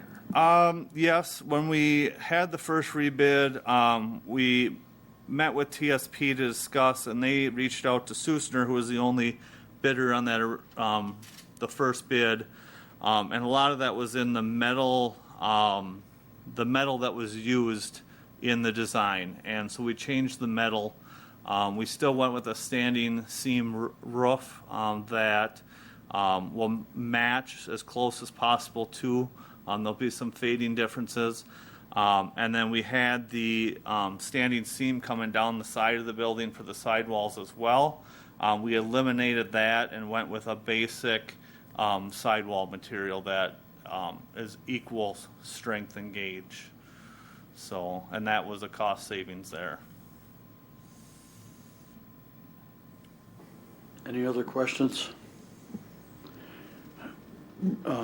Steve, in your opinion, is the financing plan sufficient? So the discussion the council had originally when we had that 775-ish budget was that was fairly close to what their reserve fund held. Kind of as we've been kind of going through this process and seeing where the costs are going, the discussion we've had is to try to break it up kind of into two pieces. And one piece would be some debt financing. And so we looked, as long as we were looking at issuing the electric generation bond, if we piggybacked a little bit on for the electric bond, or for the liquor store bond, we wouldn't pay all the, those costs to issue and all that kind of thing. And so we had looked at about the $40,000-ish that the liquor store makes every year for, what their bottom line is after expenses, how much debt could that support? And that can support around that $500,000 number. So what we thought is we would use that to pay for a portion of the project and then use about $450,000 in cash out of their reserve fund, which would still leave them about $300,000 cash if anything came up, or if the revenue didn't, match how much we needed, they had plenty of dollars left to make that coverage. So that's kind of the plan that we've been working on most recently, giving these numbers. That debt service then won't impact the transfer amount from year to year? No, there's no change to the current transfer amount. Okay. That comes up at budget meeting. No, I'm just kidding. Oh, don't go there, not before a vote. Okay, any other questions from the council? First item that we have up is would be the award of project, correct, Steve? That's where we're at. Up to the resolution awarding this. I'm guessing that if I look over to my right, the committee would have a recommendation for us. I would like to introduce the resolution awarding the contractor bid for the Riverbend Liquor Store renovations to Susner Construction. Does that include the alternative? Yes, with the alternative. I'll second it. Motion made by Jenny, second by Scott to approve the contractor award for the Riverbend Liquor Store renovations. Any final questions from the council? Okay, Jim. The only question, you said they're going to keep the $300,000 in reserve in case something would happen. What could possibly happen? What could possibly happen is if their revenues were a little bit short of covering what their new debt service addition would be. That's I'm not thinking coolers anymore, things like that, but we are, reusing, doors and some other, systems, so there could be something there, but mostly for that debt coverage is what I was referring to.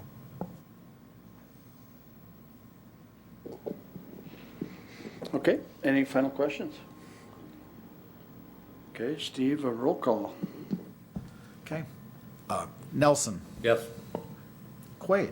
Yes. Benson. Yes. Grunig. Yes. Esplin. And that resolution carries. Steve, I was going to ask you, I suppose Jim is first on after his final question. Just right. the cards fall. All right. All right. Okay, there's some other business. These are the, authorizations to proceed with these. It's an action item in our packet. John, you want to explain each one of these? Yes. So on March 7th, the City Council approved to move forward with Phase 2, which was the design and construction phase, through the bidding process. So we are through that process. Now that the council has accepted and awarded the bid to Susner Construction, it's our recommendation to complete the amendment to the professional services agreement to include the construction administration services. That has a total cost of about $26,500 plus any reimbursable expenses, such as their travel and things like that to the site. And because the council just awarded that, I suggest that it'd be a good idea to have an engineer taking a look at this. So the council wish to take action. I'll make such a motion to accept the contract bid. I'll second. Motion by Scott, second by Jenny to approve the engineering part of this process and overview. And that company name was TSP. And does the council have any questions? If not, all in favor signify by saying aye. Aye. Any opposed? Motion carries. Next. All right. So during this liquor store project design, the liquor committee, architects, and I discussed replacement of the existing coolers and addition of another cooler. During this process, we thought it'd be a good idea for us as owners to handle that portion instead of having it done through the bidding process of the entire project. That way we'd have some control over this. With that, I reached out to local, as local as you can get with cooler manufacturers, and I had also some reach out to me when the project was out for bid. With that, I received 3 quotes for this. These quotes include both cooler boxes, glass doors, refrigeration, traffic doors in and out, install and freight. And then our main cooler will have larger doors in it, so we will need new gravity feed shelving for that cooler box. But we'll reuse our existing gravity feed shelving in cooler number 2. Those doors will be kept as 26-inch doors as we currently have. So with that, it is recommended to take the low quote from Stan Morgan and Associates of $150,410. Council action. Marv? Are you achieving some energy efficiency by? I haven't gotten any of that information yet. I was going to gather that information and get it over to the electric department to see if there is any rebate savings. I would assume that there is some energy savings, considering we're looking at something from 2020s versus 1970s. The efficiency of the cooler box should be a lot better. Yeah. Okay. To follow up on Marv's question, though, can there be a difference between the coolers that the efficiency of one may not be, one could be more efficient than the other, and your payback could be quick? And currently in the back room of the liquor store, we do have 2 compressors, and we will have 2 compressors running these 2 boxes as well. I'm in the difference in the quotes. I sent specs, and they bid off those specs, or they quoted off the specs. So they had a bid off of a minimum Yes. efficiency? Yes. Okay. So then they are likely pretty equal? Or Yes. probably pretty close. Okay. That was my question. Okay. Council action? So over time, they probably will pay for themselves. So I would make the motion to approve the low bid on the cooler replacement. I'll second. Motion Marv, seconded by Jim, to approve the cooler quote. Any questions? Yeah, to Stan Morgan. Okay. All in favor signify by saying aye. Any opposed? And that motion carries as well. Next. All right. The next part is the shelving. So as I stated earlier, all of our exterior shelving will come down. We'll add a lot more gondola shelving into the central part of the sales floor.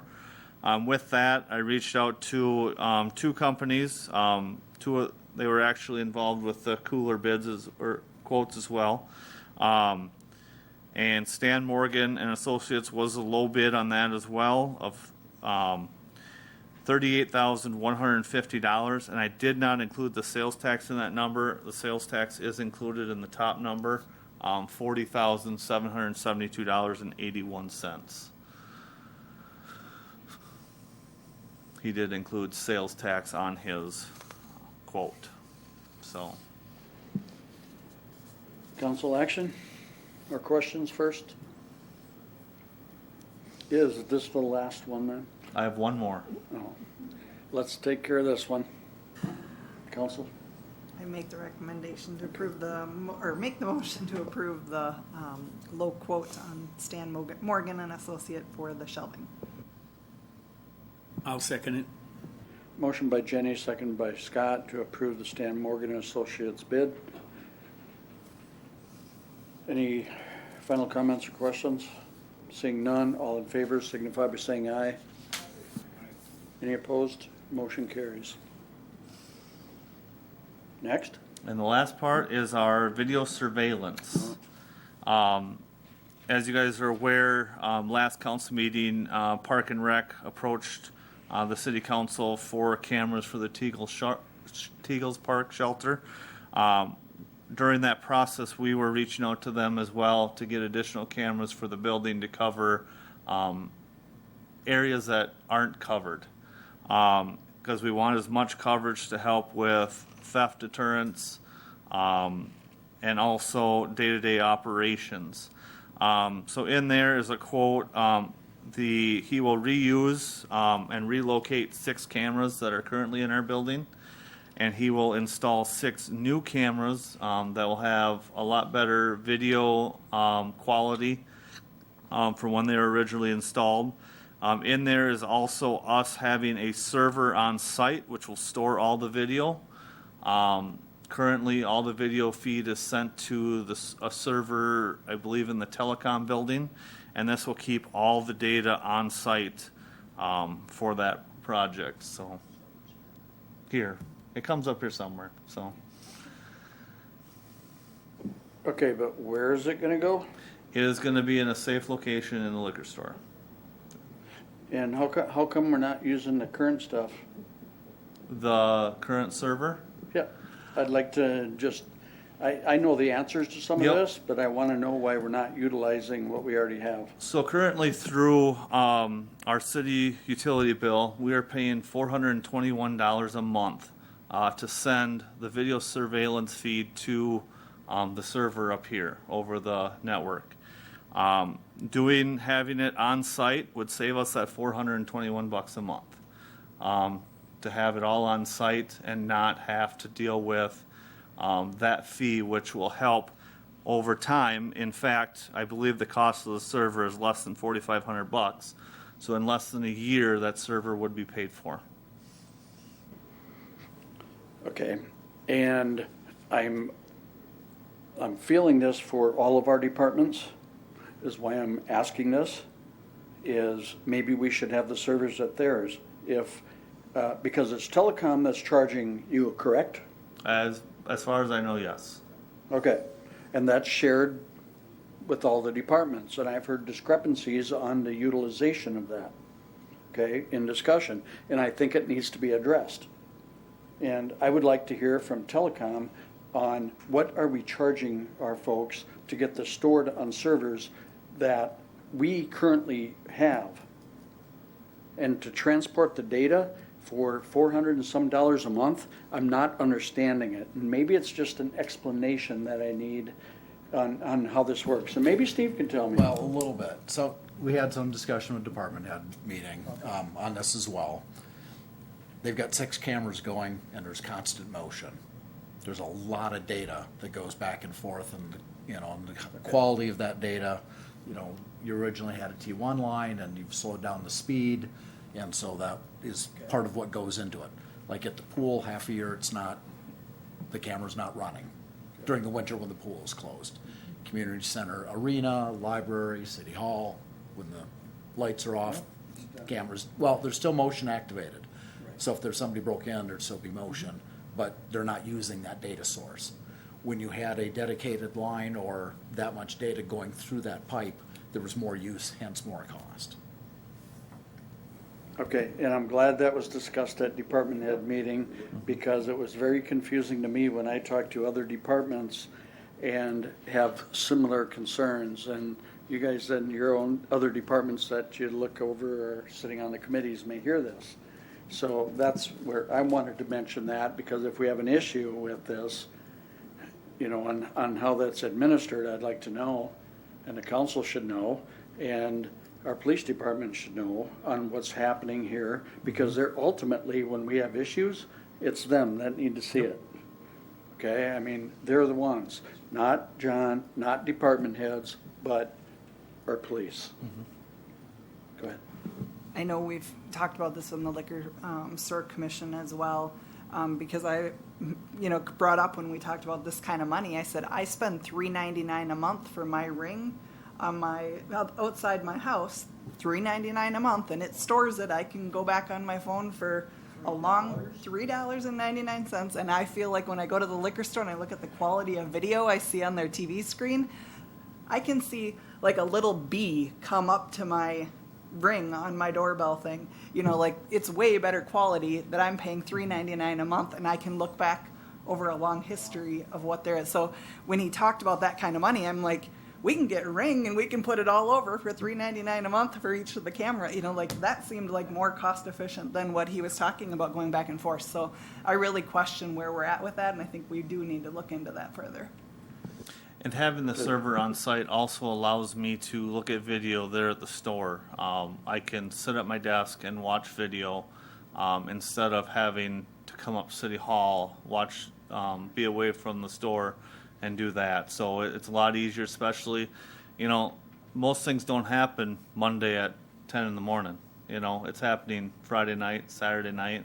And if I can figure it out quickly and then involve PD in as quick as possible, it allows us to catch any potential thefts or anything like that. I get that, John. I'm still questioning, though, I think off-site is, I think is better than having it. If you're robbing a place, aren't you going to go in and bust a server if you know there's security cameras? I would sure think so. But maybe there's nothing that significant that you're looking for. So, but I would encourage, I need more explanation on this whole thing, because it's changed over the years. When we first started this, we wanted to protect our parks. We wanted to protect the community centers. We wanted to take care of our water and wastewater facilities. We wanted protection for all that stuff. And so I'd just like to hear and get the status from each one of the departments on this is what I would like. And I'm thankful, I'm glad you mentioned this in your... Yep. Okay, so they've had conversations, and we'll look forward to a report at some time where things are at. Thank you, Steve and John. Are we done with you, John? I would need a motion. I would like to make a motion to accept the recommendation on the quote from Freedom Security and Surveillance. I'll second it. Thank you, Jenny, for the motion to approve, and Scott for your second. Any discussion? All in favor signify by saying aye. Any opposed? Motion carries. Thank you. Thank you. I know, as a note here, I know Suster Construction was at bid opening, and they are excited to move forth with this project. I believe I'll let TSP, or Steve will let TSP know tomorrow, and they'll get working on drawing up all the contracts and all that stuff, and they're ready to break ground as soon as they're able. So, Thank you. Thanks for all your work, John. Even though I give you a bad time, occasionally. No, that's a change. Okay. Library donation. Oh, Steve had, with your financing. Yes. Okay, Steve, you explain it quickly. Okay, thank you, Mayor. There is a resolution in here. It is a reimbursement resolution. You may recall we did one a month or so ago for the electric department. Now that we're going to add a little financing onto that bond issue for the liquor store, it might be a month or so before we get all the paperwork completed in that bond. And so what this resolution does is it allows us to reimburse ourselves of costs that we may have incurred prior to the final completion of the bonds. And so with project approved this evening, contractor wants to get going, it could happen that way, so we just want to protect ourselves. We are using some cash in the project, so we could have that to cover, but this is just kind of a stopgap just in case we run into the need to have that. Sounds good, Steve. Per Steve's, I guess his recommendation too is to proceed with financing it as in this resolution. Pass the reimbursement resolution. To pass the reimbursement resolution, which is kind of a financing tool. Dennis. I'll make a motion to pass this reimbursement resolution. I would second. Resolution introduced by Dennis, seconded by Marv. Any discussion on that? Any discussion? Roll call. Grunig. Yes. Benson. Yes. Quaid. Yes. Esplin. Yes. Nelson. Yes. Now we'll do the library donation from Friends of the Library. I believe that was 90, yep, 79.90. From the, there's a resolution in your packet to that effect. Someone care to introduce that? I would introduce the resolution authorizing to accept the donation from the Friends of the Library. I'll second. Motion by Marv to introduce the resolution and seconded by Jim. Any discussion? Once again, thanks to the Friends of the Library. Roll call. Benson. Yes. Esplin. Yes. Nelson. Yes. Quaid. Yes. Yes. And that resolution carries. Mayor appointment. There is one in your packet, two hopefully to, oh, thanks for being here tonight to tell, well, go ahead. Andrew Spielman, Building and Zoning Official. Yeah, I'll, since I didn't give you any prior information on this, I figured I better show up tonight and explain it a little bit. So yeah, it's a little bit uncommon to have a appointment this time of year. We have a current commissioner who, for employment reasons, can't serve on the board anymore. That term expires December of this year.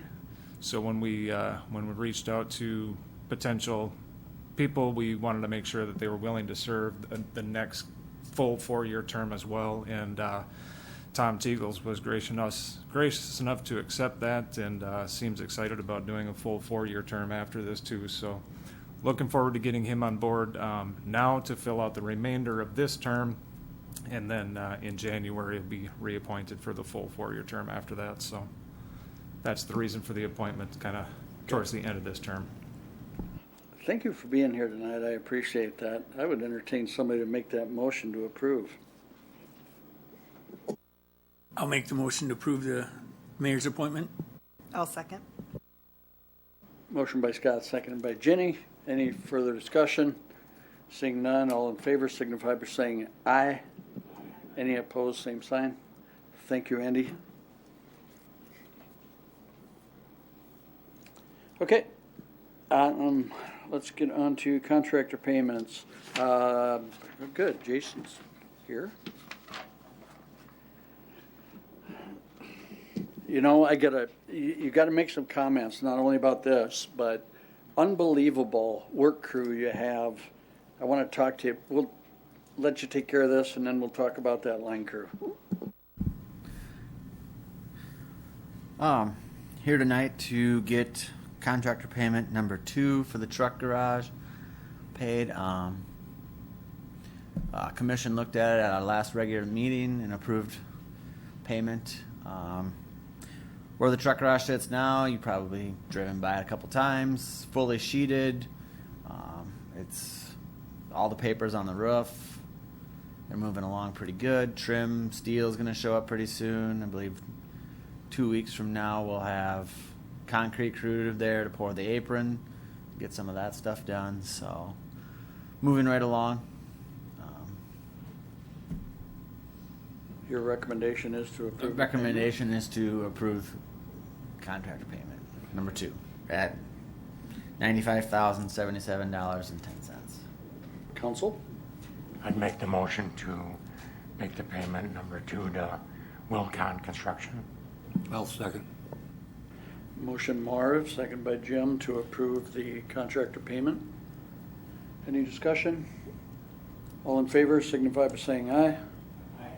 Any opposed? And that motion carries.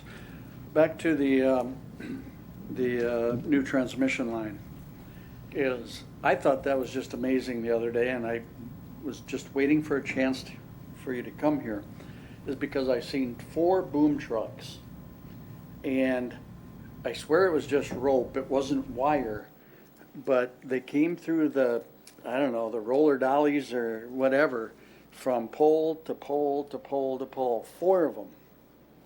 Tell me what that process was, because there's still no wire up there, but they had, I thought, huge ropes.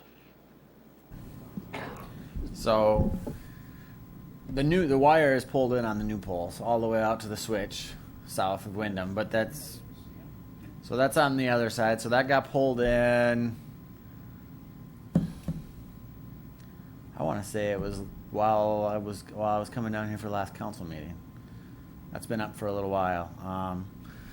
They pull that rope through those pulleys, and then those ropes have tensioners on them. So then they just hook the wire up, and then as they pull, that rope keeps tension on that to keep that all up there. So, Wow, 2,000 pounds is the tension per pole, is what they put on that wire. So. And I was thinking that it was on a weekend for some reason that I seen these boom trucks up there. Was that? So didn't you see them? I live right by 'em. Yeah, that was I seen incredible. them all weekend. I seen them on Sunday working. So those guys, give them kudos for working that. That's a lot of work. And they're way higher than I would want to be holding on a rope. Yeah, most of those poles are 90 feet. So some of the ones where you had 4 bucket trucks going down, that's when they retired the old section of line. So they pulled the rope through, they tied the rope to the conductor to keep it from falling down, because the bottom circuits there, our distribution circuits, remained hot, energized, so they couldn't let anything fall down. And the ropes are somewhat dielectric, they don't really conduct overly well. I mean, they're pretty non-conductive. So they used the ropes to keep tension as they pulled the conductor down. So that's what they were doing. But then it was a process to get the rope out of there and not having it fall down. So that's when they had 4 buckets, and they all took some of the ropes and they just kind of passed them through truck to truck to truck there. So that took a little while. I think they were working on it till probably 9 o'clock, roughly, that night, and then they started that process. So no, it's pretty intense process to get that all down and no interruption to customers. So Did it finish on Sunday? Was it Sunday morning or Saturday morning? I had a blink and my stove lost the time. Squirrel behind Higley Ford got up on the primary. You're kidding. That's what that was? All I had was a blink, though. That was right after the morning where we generated. Yeah. We generated the whole town that morning, Sunday morning. See, and I thought it was you. I thought that's what did it. No. You know how long Squirrel. it takes to figure out how to retime your stove? So yeah, we did do that too. We did generate the town Sunday morning, starting at 1 a.m. and we wrapped up at 4. So they retired some of the poles there and got some of the stuff isolated from the substation so they could work on all that. So. Well, and it just comes down to you and your staff and your contractor did a wonderful job. Yeah, they've been really good to work with. Marv. The one thing you probably didn't realize is that linemen are actually seamstress at sometimes, but it's just on a grander scale. That was one big thread. Amazing. All right. Thank you. Appreciate it. Okay, new business. Anyone? I have none. Old business? Steve, any old business? We need to make comments on personnel. Library. Excuse me. Have a request. Welcome to our meeting. I'm glad you could stay this late. Me too. All right. Past my bedtime. Yep. All right, we'll get you done. Kari Hansen with the library. Along with the library board, we would like to recommend that we hire Cheryl Hannafeld for the part-time library clerk position. Does the council have any questions on this? I think it's an excellent choice. Very happy to see that. Yeah. Okay. Council wish to take action. I would make a motion to hire Sheriff Hannafeld for the part-time library clerk position. I'll second it. Motion by Jenny, seconded by Dennis to approve the recommendation of the library board and Kari to hire I always say Mrs. Hannafeld Cheryl because she's Hannafeld. a teacher, and she'll, even though she's retired, I still think of her as a teacher. So we'll say Yes. Mrs. Hannafeld. Absolutely. All in favor, signify by saying aye. Any opposed? Motion carries. As your recommendation in the packet. Yep. All right, great. Thank you. Okay, next. Council comments. Tell you what, I want to be the first one to go tonight, and I want to wish Jenny a what? Oh, yeah, but after. Nope. I just want to get council comments out, and then we'll go into closed session. Is that I'd like to wish Jenny a happy birthday and great job on the cookie selections. We are going to go into closed session, but remember, anybody out in the public, you better grab them before you go because there won't be anything left after we're done with this closed session. Okay? So take some as you need them. So with that, Jenny, I'll let you go next on council comments. Wonderful. I'd just like to update the board that I did do the Board of Equalization test and passed, so that I, along with Marv, have that on my resume, I guess. And then just like to say that for the library, I went down and talked to Kari, and you know, I'm a crafter, and that's my hobby. I made little cards that say "Cozy Up with a Good Book," and they have a little removable bookmark on here. And so I made 150 because Kari said that's about how many people come through in a month to check out books. So for my birthday month of September, I donated 150 of these cards to the library. So go to the library in the month of September, check out a book, and get a little card and a bookmark. That's all I have. Very nice, Scott.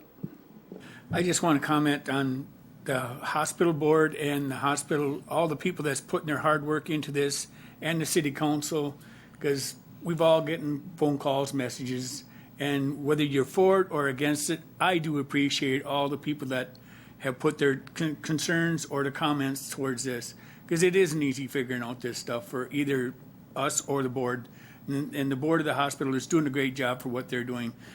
But like I said, you just got to accept what people are saying and the way they feel they think things should go, whether it's for or against. Just, I do appreciate what everybody's doing towards this, and I do thank you guys for all the hard work that everybody does, and I thank you. Thank you, Scott. Jim? I'd just like to echo what Scott said.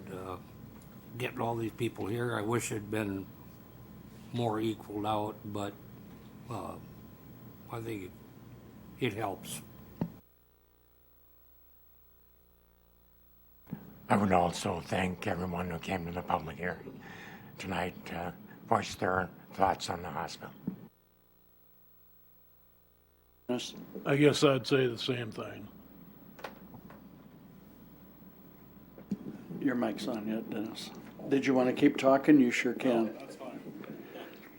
And I'd just make one additional comment. is it's hard for when you're speaking and you're positive and you talk to folks, that's easier than bringing any negative comments to the council. And you may or may not have heard other comments, but people don't want to always step in front of a camera or be in that position to make comments. So, so that's what, and some members have heard from people that have a different opinion. But the council, this is what you're elected for, right? And making tough decisions sometimes. And so, I thought it was very well mannered at the public hearing, and I appreciate as well everybody who spoke up tonight. Okay? So, with that, Steve, did you have anything you want to mention? Okay. To the folks out there that are listening, we are going to go into closed session per the, Minnesota statute 13D.03 under labor negotiations. We are going to have discussion at the council on that. And so we will not take any further action after we come out. We'll just simply close the meeting after we come out. But until next time, we'll talk to you later, and we are going to be in a closed session immediately. Is there a motion to go into closed session? I'll make the motion. Thank you, Jenny. I'll second it. Thank you, Scott. Pardon me? Yeah, all in favor? Aye. Okay.